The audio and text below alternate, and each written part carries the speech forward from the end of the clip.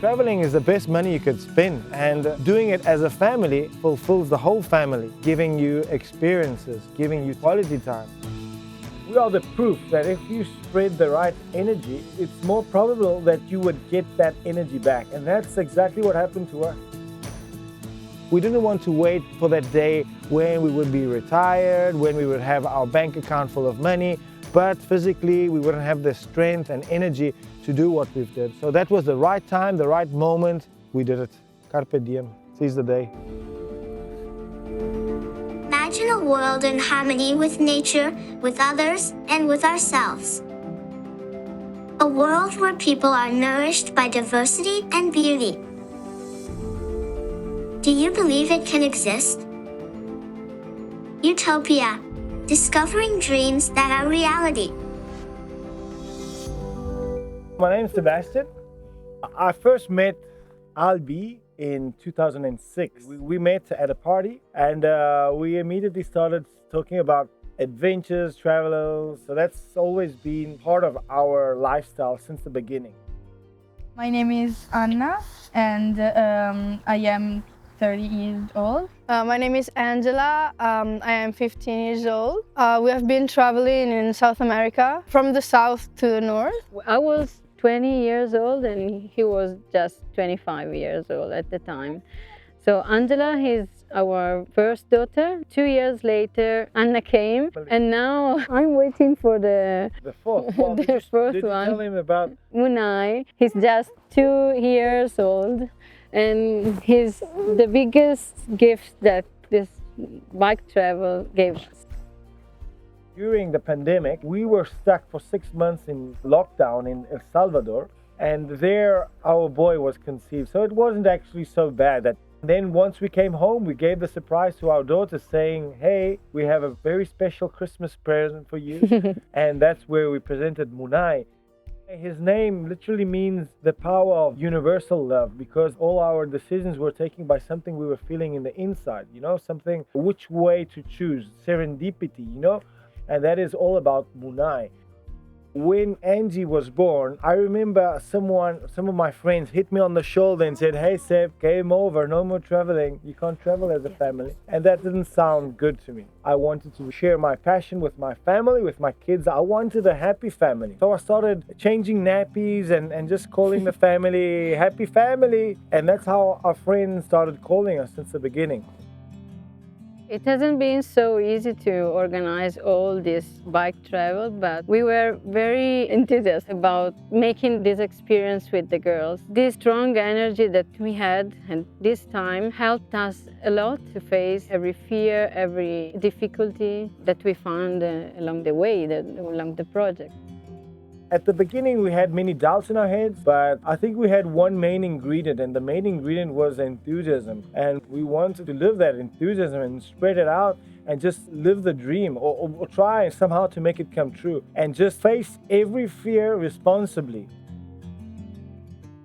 All the things we had in our heads, sitting on the couch, looking at the map and wondering what all this could be, once we were out there, actually, it wasn't so bad. Or I don't know if I'm just remembering everything still.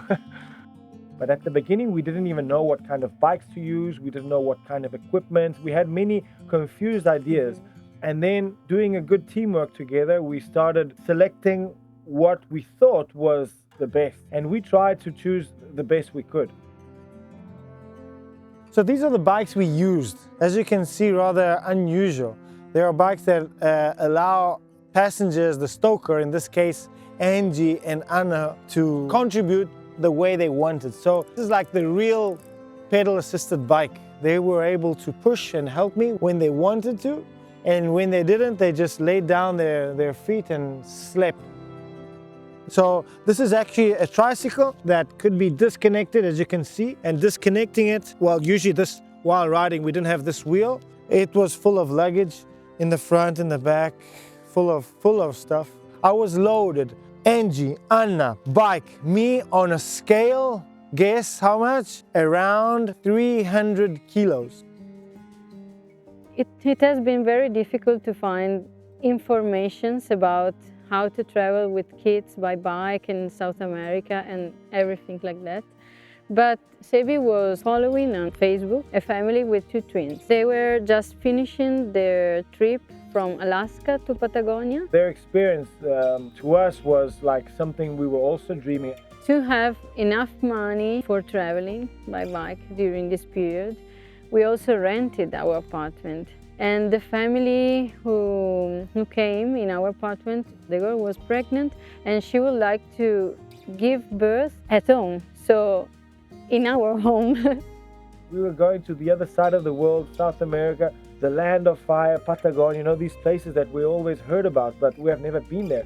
Plus, we were starting a big thing, all 4 of us on bikes, new bikes. She had never traveled on a bike, you know, a lot of stuff that we didn't know if in the practical view could actually work out. But we were trained to adapt. That is another thing we had. So we didn't train much, legs, nothing. What we were training were our heads. The biggest pressure that we had from outside was from the sponsor we had to find. We managed to find some sponsors at the beginning. They were supporting a project. So what were we doing? We were visiting small-scale producers on the way, fair trade producers, indigenous communities, schools, and sharing all of this. So we managed to get some money that we used to buy the bicycles, buy the equipment we had, and that was something. We made 2, let's say, big trips before South America. We spent a month and a half in South Africa, seeing all the places where Sebi grew up, because he spent his childhood in South Africa. Between these, let's say, big ones, we did a lot of small micro-adventures, and I think those were the ones that actually trained us. This is the map we gave to a friend before leaving, and he, at home, he was signing. Every time we had a phone call together and we were chatting along the way, he was asking us where we were, how we were doing. Every time we had a phone call, he was putting a mark on his map. Who has the possibility today to travel long-term with mom and dad? So for us, it was like a big thing, a big school trip. So we were learning, growing together. From this journey, we bring home the capacity of adapt in all the situations. So the ability to connect with the ordinary people and the interaction between us and them, I think, in a natural way. At the beginning, it was like weird because we weren't used to stay in a place for such a long time, and then it was kind of natural because of the ability to socialize with the other people, and yes, it was kind of natural then. One of the things that made us spark and led us to take this decision was the fact that we were legally able to educate our daughters while traveling. We didn't know that at the beginning. You just have to declare what you're doing, that you are taking full responsibility of the education of your daughters. And you have to prove that at the end of the year, they are reaching certain academic level. Anna learned how to read on the road. She learned how to write on the road. It was also a teamwork. I was the one on the bike playing with math, for example. 5 times 5, 25, yeah, 1 point for you. So we were playing with math and I was doing projects with them. We used to stop when we found some nice situation for them with other kids for playing. When you put in sacrifice to reach your goals, that is where you're learning a lot. So I hope we were able to share this lesson of life to our daughters. So from home, we took a flight to Buenos Aires. So Venice, Rome, Buenos Aires, Ushuaia, land of fire. From here, we followed the Andes. We had some dots that we put on our map before, where we were putting the places that we would have liked to go. So following up the Andes, obviously we couldn't switch from one side to the other so easily. That's why we didn't go to Brazil, for example. So Argentina, Chile, Bolivia, Peru, Ecuador, Colombia, Panama, Costa Rica, Nicaragua, Honduras, El Salvador. Here we ended up in El Congo of El Salvador. So we were planning to reach California. We didn't. Who knows, maybe one day. This is what we have done, 25,500 kilometers, 5 years journey, and endless stories to share. on the road. We spent around an average of 300 euros per month. Wonderful families, and the families were actually supporting us from this point of view, giving us protection. They were giving us a place to stay. They were giving us food. We came in, they invited us, they wanted to be part of our experience, hear our stories, and we were helping the way we could, sharing stories, helping in the kitchen, and this was the exchange we got. Sometimes we stopped for a night, and sometimes we stopped for even 2.5 months in Quito, Ecuador. We were spending that money on food. We were buying from one place to another. We were invited to do conferences. We were working this way, so we were like doing an exchange, photographs, putting visibility on the realities. This is coming from Salar de Uyuni in Bolivia. This is called Cushcri. Cushcri in Bribri, which is the language of the indigenous community in Talamanca, in Costa Rica. They use this to mix cacao. This is a cacao chuncho from the Amazon of Peru. And inside here we have these, and this is like pure organic cacao. We know about ginger, but we don't know where ginger comes from. And I worked in the fields with ginger producers. And when I see this, I remember all the hard work, even harvesting cacao, even coffee. We all know about coffee, chocolate, ginger and stuff like that, bananas, but we don't know about those hidden hands. And that's where we got this from an art-crafted guy that just ran behind us on his bike in Cali, Colombia. They were amazed to see a family on a bike, and he stopped us and, I want to give you this, bring it with you. And he gave it to the girls, and here it is.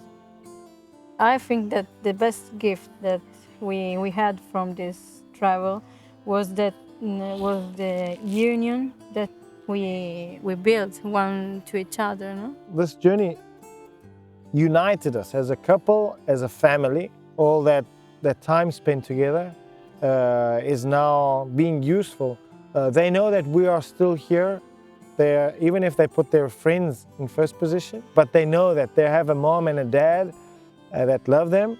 All the experience they've lived, all the stories they can tell, all the things that they have seen with their own eyes. I hope we've gave them instruments for their own lives. You know, working in a team, knowing that if you want to reach your goals, you need to do a sacrifice to get them. They don't just appear like that. Reaching a mountain on a bicycle is a lot of hard work. You bring all you need on a bicycle. So all of that extra stuff, you want it, you're gonna pay in energy to take it with you. So I think and I hope they got that, and it's gonna be helpful. If someone asks me if I want to travel again, I think I would say yes, but in a short time. I think I would say yes, because it's an opportunity that happens one time, and the fact that we had this opportunity was amazing for me, so I will say yes. When you come back from long-term travel, you see home with different eyes. And I realized that actually we are so lucky to live where we are. This place is amazing. I'm guiding small-scale groups to come here and live an experience they can do with a local from a traveler's point of view. And on the other, we have just opened our Happy Corner. Happy Corner is a place, it's like a holiday apartment where we will be opening a part of our house to people who want to come here and spend a few days with us. So a place where they can dream, where they can just have a little taste of what we have done, enjoy this environment. You want a guide? Here I am. And then, who knows, once this one's coming and the Munai gets bigger, Make another trip. Thank you. I'm gonna accept that and we can go.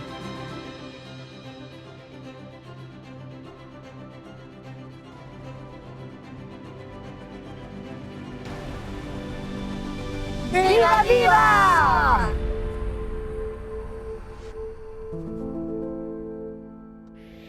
Utopia.